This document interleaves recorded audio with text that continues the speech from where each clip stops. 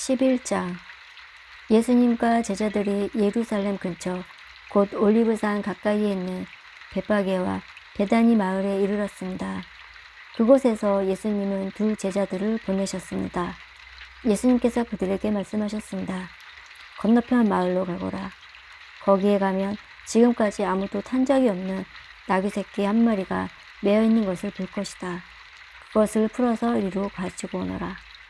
누가 너희에게 왜 이러십니까? 라고 물으면 이렇게 말하여라. 주님께서 필요하시답니다. 곧 이리로 돌려보내실 것입니다. 제자들이 마을로 들어가서 길 쪽으로 있는 문에 묶여있는 나귀 새끼를 발견하였습니다. 제자들이 나귀를 풀었습니다. 서 있던 사람이 제자들에게 물었습니다. 나귀를 풀다니 무엇을 하려는 것이오? 제자들이 예수님께 알려주신 대로 대답했습니다. 그러자 허락해 주었습니다. 제자들이 예수님께 나귀 새끼를 끌고 왔습니다. 그들이 겉옷을 나귀 위에 얹고 예수님께서 거기에 앉으셨습니다. 많은 사람들이 자기들의 겉옷을 펴서 길 위에 펼쳤습니다. 어떤 사람들은 들에서 꺾은 나뭇가지를 펼쳤습니다. 예수님 앞에서 걸어가던 사람들과 뒤에서 따라가던 사람들이 소리쳤습니다. 호산나, 주님의 이름으로 오시는 이가 복이 있다. 다가오는 우리 조상 다윗의 나라가 복이 있다. 가장 높으신 곳에서 호산나. 예수님께서 예루살렘에 가셔서 성전으로 들어가셨습니다. 그리고 모든 것을 둘러보신 후 날이 이미 저물었기 때문에 12 제자들과 함께 베다니로 돌아가셨습니다. 이튿날 예수님과 제자들이 베다니에서 출발하여 오는 길에 예수님께서 배고픔을 느끼셨습니다. 멀리서 잎이 무성한 무화과 나무를 보시고 거기에서 열매를 얻으려고 다가가셨습니다. 그러나 무화과는 없고 잎사귀만 무성할 뿐이었습니다. 그것은 아직 무화과가 열릴 때가 아니었기 때문입니다. 예수님께서 나무에게 말씀하셨습니다. 다시는 아무도 내 열매를 먹지 못할 것이다. 제자들이 이 말씀을 들었습니다. 예수님께서 제자들과 예루살렘에 왔습니다. 예수님께서 성전에 들어가셔서 성전에서 사고 파는 사람들을 내쫓으셨습니다. 그리고 돈 바꿔주는 사람들의 책상과 비둘기 파는 사람들의 자리를 뒤엎으셨습니다. 예수님께서 그 누구도 물건을 가지고 성전의 뜰을 가로질러 가지 못하게 하셨습니다. 그리고 사람들을 가르치셨습니다. 성경에 이렇게 쓰여 있다. 나의 집은 모든 민족이 기도하는 집이라고 불릴 것이다. 그런데 너희는 강도의 소굴로 바꾸었다. 대제사장들과 율법학자들이 이 소식을 들었습니다. 그들은 예수님을 죽일 방법을 찾기 시작했습니다. 그것은 사람들이 예수님의 가르침에 놀라함으로 그들이 예수님을 두려워했기 때문입니다. 밤이 되자 예수님과 제자들은 성을 떠났습니다. 아침에 지나가다가 제자들이 무화과 나무가 뿌리부터 말라버린 것을 보았습니다. 베드로가 생각이 나서 예수님께 말했습니다. 선생님 보세요. 저주하였던 무화과 나무가 말라 죽어 있습니다. 예수님께서 대답하셨습니다. 하나님을 믿어라. 내가 너희에게 진정으로 말한다. 누구든지 이 산을 향하여 뽑혀서 바다에 던져라 하고 말하고 마음속으로 아무 의심 없이 말한 대로 될 줄 믿으면 그대로 이루어질 것이다. 그러므로 내가 너희에게 말한다. 너희가 기도하고 구하는 모든 것은 받은 줄로 믿어라. 그래야면 이루어질 것이다. 너희가 서서 기도할 때에 다른 사람과 원수된 일이 있으면 그를 용서하여라. 그래야 하늘에 계신 너희 아버지께서도 너희의 죄를 용서하실 것이다. 예수님과 제자들이 다시 예루살렘으로 갔습니다. 예수님께서 성전에서 거니실 때 대제사장과 율법학자들과 장로들이 예수님께 왔습니다. 그들이 예수님께 말했습니다. 당신이 무슨 권한으로 이런 일을 하는 것이오? 누가 당신에게 이런 권한을 주었소? 예수님께서 그들에게 대답했습니다.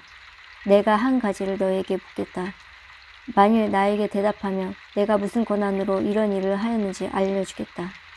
요한의 세례가 하늘로부터 온 것이냐 아니면 사람에게서 온 것이냐 대답해 보아라.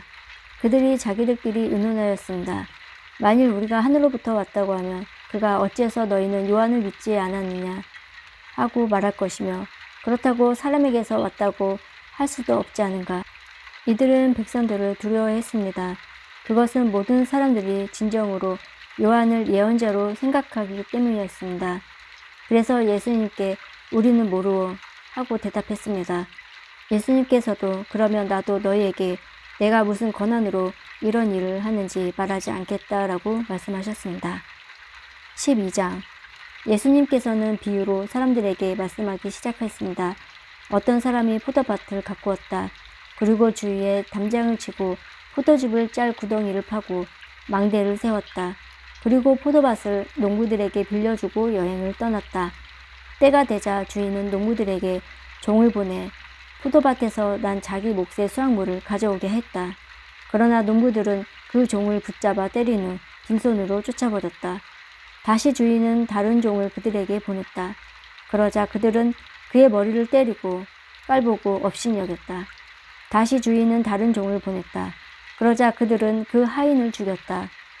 다른 많은 종들을 보냈지만 농부들은 때리기도 하고 죽이기도 하였다. 주인에게는 한 사람이 더 있었는데 바로 그의 사랑하는 아들이었다. 결국 주인은 아들을 농부에게 보내면서 말했다. 농부들이 내 아들은 존중할 것이다. 그러나 농부들은 서로 말했다. 이 사람은 주인의 상속자이다. 어서 그를 죽이자. 그러면 유산이 우리의 것이 될 것이다. 농부들은 아들을 잡아다 죽인 후 포도밭 밖으로 던져버렸다. 포도밭의 주인이 이제 어떻게 하겠느냐. 그는 포도밭에 가서 농부들을 다 죽이고 포도밭을 다른 농부들에게 줄 것이다. 이런 성경 말씀을 읽어보지 못했느냐. 건축자들이 버린 돌이 집 모퉁이의 머릿돌이 되었다. 이는 주님께서 하신 일이다. 이것이 우리 눈에 놀랍지 않은가. 그들은 이 비유가 자기들을 빗대어 하신 것임을 알고 예수님을 체포하길 원했습니다. 그러나 백성들을 두려워하여 예수님을 두고 떠나가 버렸습니다. 그들은 예수님의 말씀에서 트집을 잡으려고 바리새파 사람과 헤롯 당원 몇 명을 예수님께 보냈습니다. 그들이 와서 말했습니다. 선생님, 우리는 선생님께 진실한 분이시며 아무에게도 얽매이지 않는다고 알고 있습니다. 선생님께서는 아무도 부당하게 대하지 않으시고 하나님의 길을 진리로 가르치십니다. 가이사에게 세금을 내는 것이 옳습니까?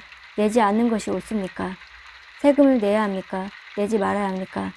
예수님께서는 이 사람들의 속셈을 아시고 말씀하셨습니다. 어째서 나를 시험하느냐? 데나리오는 한 개를 가져와서 나에게 보여라. 그들이 은전 한 개를 가져왔습니다. 예수님께 물으셨습니다. 이것은 누구의 얼굴이며 누구라고 쓰여 있느냐? 그들이 대답했습니다. 가이사입니다. 예수님께서 그들에게 말씀하셨습니다. 가이사의 것은 가이사에게 주어라. 그리고 하나님의 것은 하나님에게 바쳐라. 그들은 예수님의 말씀에 놀랐습니다. 부활이 없다고 주장하는 사두개파 사람 몇 명이 예수님께 왔습니다. 그리고 예수님께 질문을 했습니다. 선생님, 모세는 형이 자식이 없어 아내만 남겨두고 죽으면 동생이 그 형수와 결혼하고 형을 위하여 자식을 낳아주라 하고 기록했습니다. 7 형제가 있었는데 맏형이 결혼하고 자식이 없어 죽었습니다. 그래서 둘째가 형수와 결혼을 했는데 역시 자식이 없어 죽었습니다. 셋째도 마찬가지였습니다. 7 형제 모두가 자식을 남기지 못했습니다. 나중에 여자도 죽었습니다. 그러면 다시 살아날 때 그 여자는 그들 중에서 누가 아내가 되겠습니까? 7 형제 모두 그를 아내로 맞이했으니 말입니다. 예수님께서 말했습니다. 너희가 성경도 모르고 하나님의 능력도 몰라서 잘못 생각하는 것이 아니냐. 사람들이 죽은 사람들 중에서 다시 살아날 때에는 장가도 가지 아니하고 시집도 가지 않는다. 그들은 마치 하늘에 있는 천사처럼 될 것이다. 죽은 사람이 다시 살아나는 것에 대해서는 모세의 책에 기록된 떨기나무 대목에서 하나님께서 모세에게 어떻게 말씀하셨는지를 읽어보지 못했느냐. 하나님께서 모세에게 나는 아브라함의 하나님, 이삭의 하나님, 그리고 야곱의 하나님이라 라고 말씀하지 않았느냐. 하나님께서는 죽은 사람들의 하나님이 아니라 살아있는 사람들의 하나님이다. 너희가 크게 잘못 생각하고 있다. 율법학자 가운데 한 사람이 나와서는 논쟁하는 것을 들었습니다. 예수님께서 사두개파 사람들에게 잘 대답하시는 것을 보고 그가 물었습니다. 모든 계명 중에 어떤 것이 가장 중요합니까? 예수님께서 대답하셨습니다. 가장 중요한 것은 이것이다. 이스라엘아, 들어라. 주 우리 하나님은 한 분이시다. 내 모든 마음과 모든 영혼과 모든 뜻과 모든 힘을 다하여 주 너의 하나님을 사랑하여라. 두 번째로 중요한 계명은 이것이다. 내 이웃을 내 몸과 같이 사랑하여라. 이 계명들보다 더 중요한 계명은 없다. 율법학자가 예수님께 말했습니다. 옳습니다, 선생님. 하나님께서는 한 분이시고 그 외에는 다른 신이 없습니다. 모든 마음과 모든 지식과 모든 힘을 다하여 하나님을 사랑하고 이웃을 자기 자신처럼 사랑하는 것이 다른 모든 번제물이나 희생제물보다 더 중요합니다. 예수님께서는 이 사람을 지혜롭게 대답하는 것을 보시고 말씀하셨습니다. 너는 하나님 나라에 가깝구나. 그 뒤로는 아무도 감히 예수님께 더 묻지 않았습니다. 예수님께서 성전에서 가르치고 계실 때 이렇게 물으셨습니다. 어째서 율법학자들은 그리스도가 다윗의 자손이라고 말하느냐? 다윗 자신은 성령으로 이렇게 말하였다. 여호와께서 내 주님에게 말씀하셨다. 내가 내 원수들을 내 발 아래 굴복시킬 때까지 내 오른쪽에 앉아 있어라. 다윗 자신도 그리스도를 주님이라고 부른다. 그런데 어떻게 그리스도가 다윗의 자손이 되겠느냐? 많은 무리가 예수님의 말씀을 기쁘게 들었습니다. 예수님께서 가르치면서 말씀하셨습니다. 율법학자들을 주의하여라. 이들은 긴 옷을 입고 걸어다니기를 좋아하고 장터에서 인사받기를 좋아한다. 이들은 회당에서 높은 자리를 좋아하고 잔치에서도 윗자리를 좋아한다. 이들은 과부의 집을 삼키며 사람들에게 보이기 위해 길에서 기도한다. 이런 사람들은 더 큰 심판을 받을 것이다. 예수님께서 헌금함 맞은편에 앉으셔서 사람들이 어떻게 헌금하는가를 보았습니다. 여러 명이 부자들이 많은 돈을 헌금했습니다. 가난한 과부가 와서 렙돈 동전 2개, 즉 한 고드란트를 넣었습니다.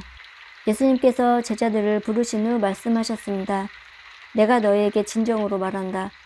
이 가난한 과부가 헌금함에 돈을 넣은 다른 모든 사람들보다 더 많이 헌금을 하였다. 다른 모든 사람들은 넉넉한 중에서 헌금을 하였지만 과부는 가지고 있던 모든 것, 즉 생활에 필요한 돈 전부를 바쳤다.